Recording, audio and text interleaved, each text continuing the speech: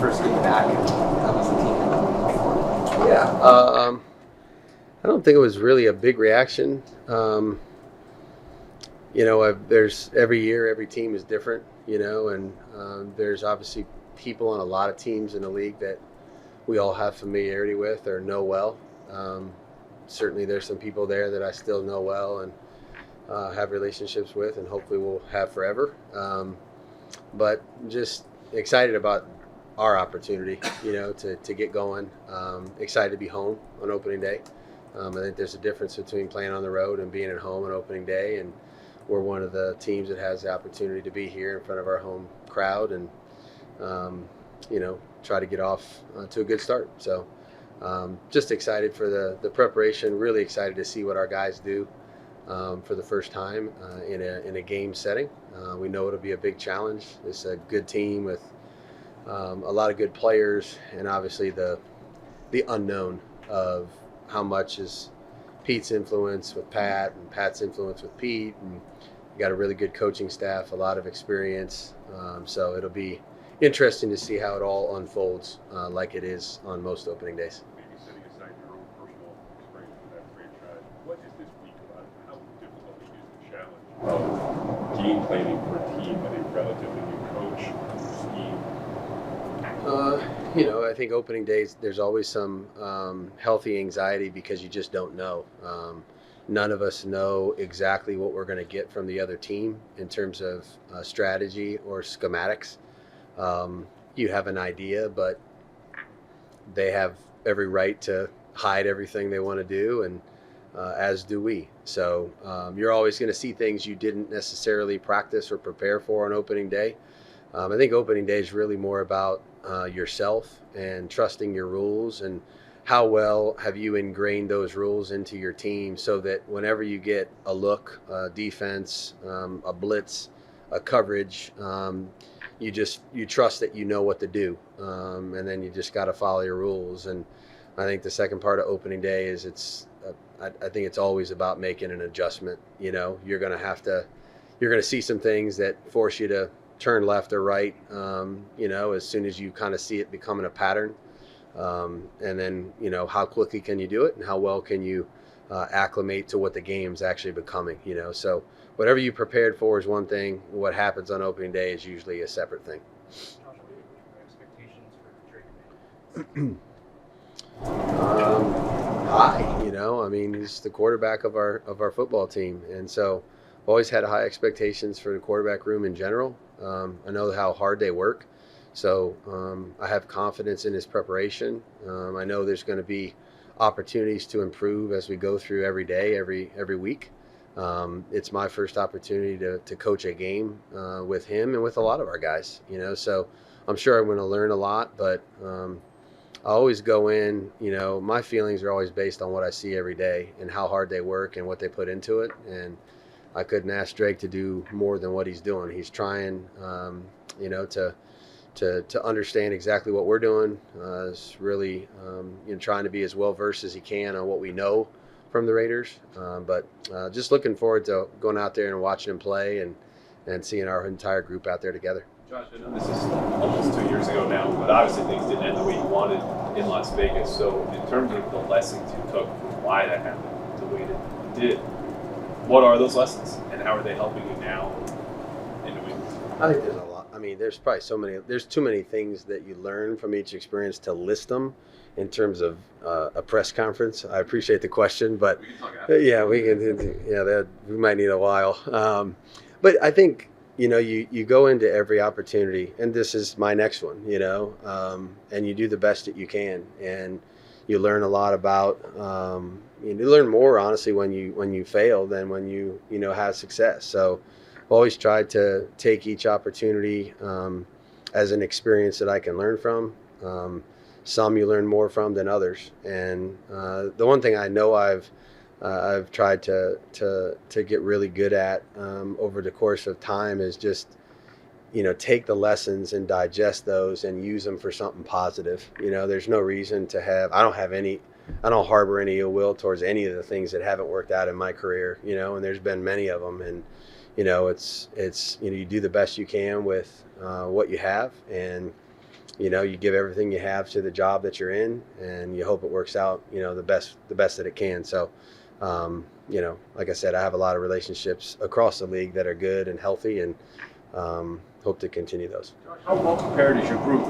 It's the way you want it to be, but understanding and grasping and getting ready with this offense about going into the day. Yeah, I mean, it's always a kind of a balance opening day where you just, you don't want to try to do too much, because you can, sit there and say you think it's going to be A, B, and C, and all of a sudden you get in the game and it's E, F, and G, and now you're changing gears already anyway. So I think there's a certain element of foundational things that we kind of know, and I feel confident that our guys know what to do depending on the look we get.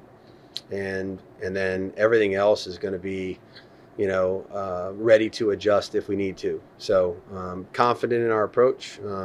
Certainly not going to overdo the game plan in terms of volume and, all these things where you're guaranteeing you're going to get, because I don't think there's anybody that can do that. And just get our guys as prepared as we can to do the things we know how to do well, and then go out there and play fast and be aggressive and follow your rules and talk to each other and adjust if we need to. Curious, with the offensive line, we saw some shuffling, specifically at left guard towards the end of camp. Do you feel like you have a set starting five now? And if so, what's your level of confidence in those guys? I have a high level of confidence in every one of our guys. I'll let Coach Rabes tell you guys what the starting five is. I'm sure he'll be eager to do that. But I think our group has worked really hard. And you guys have seen it. I mean, we have young players, we have some experienced veterans, we have some players that are new to the team, and have some experience elsewhere. So just continue to try to teach and improve our techniques and fundamentals. And I think, it's early in the season.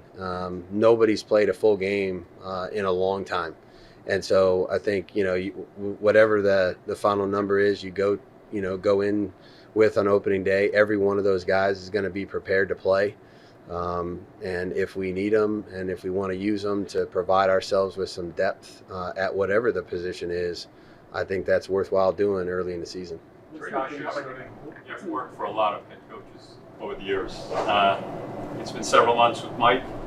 Just a few thoughts on what it's like working for him. Yeah, it's it's fun. I know he does a really good job of balancing the grind of football with the human element of how difficult this job can be, both from a player's perspective and a coaching perspective. I'm really enjoying his perspective on that and how he keeps it fresh. He'll chase us out of here, when it's time, to get out of here, which I appreciate. He knows how long the season can be, and, rest and trying to keep yourself in a healthy place is an important part of it too. So that's been great. And I've learned a lot, it's been a long time since I was with Mike, I was a young coach and he was a player. And so he's obviously learned a tremendous amount from the people that he's been fortunate to work around. And then he's adapted his philosophy when he had the opportunity to become a head coach. And I learned something new every day. And that's a great thing for me at this point in my life. Just, going to a squad meeting, listen, pick up things from him, how he's handling the day, the week, the players, etc. It's really gave me a cool opportunity at this stage to work for somebody new, different, that has a little bit of a different spin on things, but certainly believes in everything we're doing. And I know that we all support that 100%. We heard a little bit from Steph yesterday, and just in your experience, does he look like a guy who's ready to go? Sure. Yeah. I hope so. I mean, that's what I'm planning on. Drake mentioned studying the 2014 Super Bowl and the 2020 COVID game against Pete Carroll's defense. I was just curious because you played Pete Carroll a few times over the years. What about those games specifically made those good teaching tools and was Pete's one of the best coaches in the history of our league, and has done it, in pro football for a long time at an elite level, coached in college football, same thing, produced wherever he's been, always has an incredibly difficult defensive perspective. It's changed some over the years. Everybody always says, well, everything's the Seattle 3. It's not all Seattle 3, you know what I mean? So he's evolved, and I think that's a sign of a great coach. He's evolved what he's done depending on the people that he has, depending on the year that, you know, you look at, it's not the same, you know, and I think that's the mark of a great coach is he looks at his team, decides what the strengths and weaknesses are, figures out how to use them the best way that he can. And so I just, you know, we've seen a lot of different tape. You know, we're not getting married to one game or another from the past because there's nothing, you know, you can't really, you know, pinpoint one thing that you know you're going to get, you know, an opening day. So just try to subject our guys to a little bit of, hey, you know, historically they've done a little bit of this, they've done a little bit of that. When you add Patrick Graham in there and all the things Patrick's done, I mean, you got a Rubik's Cube, you know. So we're just trying to look.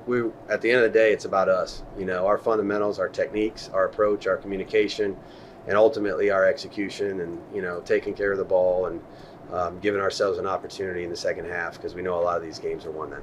Thanks, Josh. Yep. Thank you.